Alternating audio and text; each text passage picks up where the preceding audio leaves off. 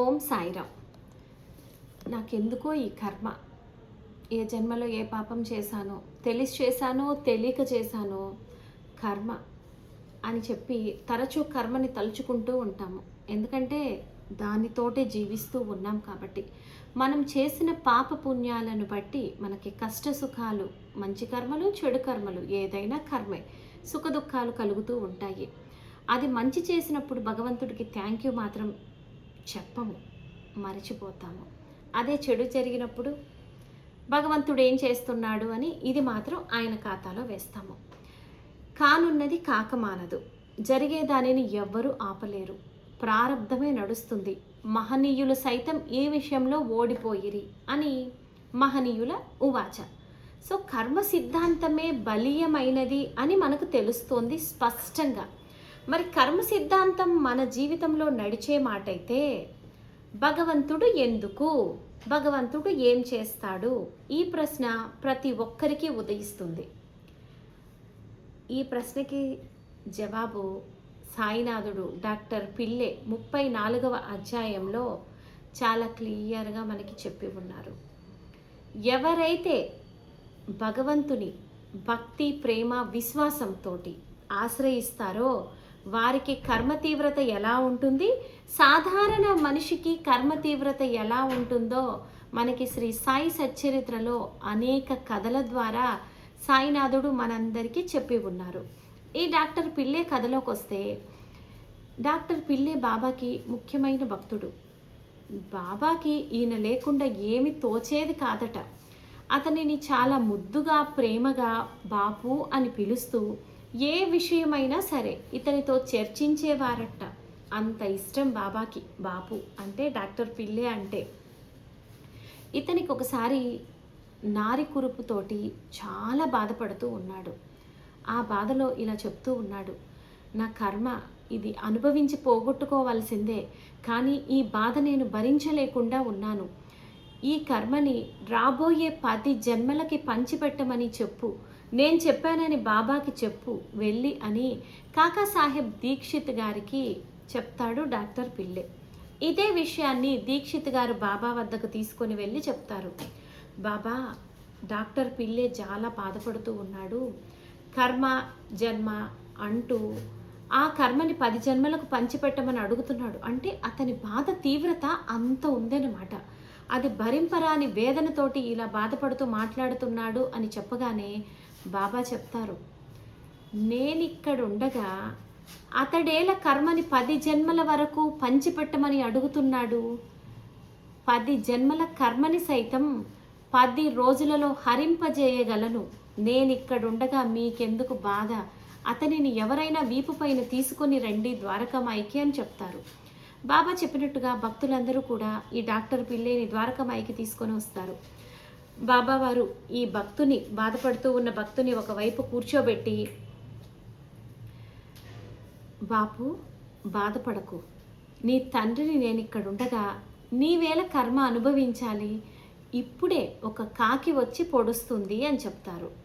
కాకి వచ్చి పొడుస్తుందేమోనని చెప్పి అందరూ చాలా ఎదురు చూస్తూ ఉంటారనమాట, ద్వారకామాయిలోకి ఎటువైపు నుంచి కాకి వస్తుందా అని. బాబావారు కాకి అన్నది అబ్దుల్ బాబా వారిని. ఈ మాటల్లో ఉండగా అబ్దుల్ బాబా వచ్చి ఆ కాలి కురుపు పైన పాదం మోపడము, ఆ పురుగు పగిలిపోయి అందులో నుంచి నొక్కబడి పురుగులు బయటికి రావడంతో ఈ డాక్టర్ పిల్లేకి నవ్వు, బాధ అన్నీ ఒక్కటేసారి వచ్చేసి, అంటే బాధ ఉపశమనం కలిగి నవ్వు కూడా వస్తుందన్నమాట. దాంతో బాబా వారి మీద కీర్తన చేస్తాడు.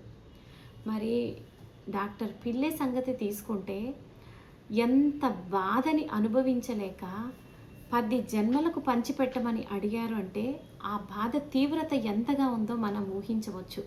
మరి అంతటి బాధను కూడా బాబా నోటి మాట ఏమన్నారు, 10 రోజులలో హరింపజేయగలను అన్నారు. 10 రోజులు పట్టిందా? 10 నిమిషాలలో హరించి వేశారు. ఇది భక్తులైన వారికి కర్మ తీవ్రత, భక్తులు కాని వారికి కర్మ తీవ్రత ఇలా ఉంటుందన్నమాట.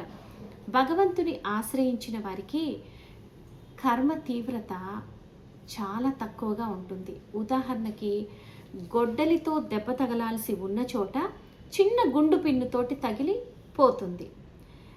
ఇంకొకటి, పెద్ద యాక్సిడెంట్ అయ్యి మనిషి మరణించాల్సిన చోట చిన్న దెబ్బలతోటి కర్మ వదిలిపెడుతుంది. ఇది కూడా కాదు, ఇంకా భక్తుడికి విశ్వాసం భక్తి ఎక్కువ ఉండి శరణాగతి చేసిన భక్తుడికైతే కార్లు పల్టీలు కొట్టినప్పటికీ కూడా, కారు నుజ్జు నుజ్జు అయిపోయినప్పటికీ అందులో ఉన్న భక్తుడికి మాత్రం ఇంత గాయం కూడా అవ్వదు. ఇలాంటి అనుభవాలు సాయి భక్తులకి కొల్లలన్నమాట. కర్మ అనేది ఒక బురద అనుకుందాము. ఆ బురదలో నుంచి నడవాలి, తప్పదు, వేరే మార్గం లేదు, మన సిద్ధాంతమే అది. అయినప్పటికీ బాబా వారు భక్తుల మీద ప్రేమతోటి ఈ భక్తుడి విశ్వాసాన్ని పట్టి ఆయన ఎత్తుకొని ఆ బురదలో నడుస్తారు. ఇది సత్యం. బాబా బిడ్డలందరికీ కూడా అనుభవాలు కోట్లల్లో ఉంటాయి. ఎవరిని కదిలించినా కూడా పెద్ద పెద్ద సచ్చరిత్ర గ్రంథాలు వచ్చేస్తాయి. అంత అనుభవం బాబా భక్తులకి. ఆయన ఎత్తుకొని తీసుకెళ్తాడు అంటే బురద మనకు అంటదు, కర్మ మనకి అంటకుండా తీసుకెళ్తారు. కర్మ సిద్ధాంతం ఎంత బలీయమైనప్పటికీ కూడా బాబా వారిని భక్తి, ప్రేమ, విశ్వాసాలతో ఆశ్రయించినట్టయితే కర్మ ఇంత తగలాల్సిన చోట ఇంత దానితో పోతుంది. అయ్యో ఇది కూడా తగలొద్దు అనుకోవడానికి మన ఖాతాలో మేరు పర్వతాల్లాగా పుణ్యం అలా పెట్టి ఉండాలి. అంత పుణ్యం మనకుందా, నాకంత భక్తి శ్రద్ధ ఉందా, నేను శరణాగతి చెందానా లేదా అన్నది ఎవరికి వారు వేసుకోవలసిన క్వశ్చను. కానీ భగవంతుడి పట్ల ఎటువంటి కల్మషం కానీ దోషపూరితం కానీ ఏమీ ఉండదు. సో కర్మ సిద్ధాంతమే అయినప్పటికీ కూడా భగవంతుడు ఏం చేస్తున్నాడు అనడానికి మనం చేసే పుణ్యకార్యాలను బట్టి వారి రక్షణ కవచం అనేది మనకు వస్తుంది. అంతేకాని భగవంతుడు చూస్తూ ఊరుకోడు. తనను ఆశ్రయించిన భక్తులకి కర్మ ఎంత బలీయంగా ఉన్నా కూడా ఊరుకునే ప్రసక్తి లేదు. బాబా వారు స్పాట్లో వచ్చి రక్షణ కవచం వేసి తీరుతారు. ఇది ముమ్మాటికి సత్యం. ఓం సాయిరామ్.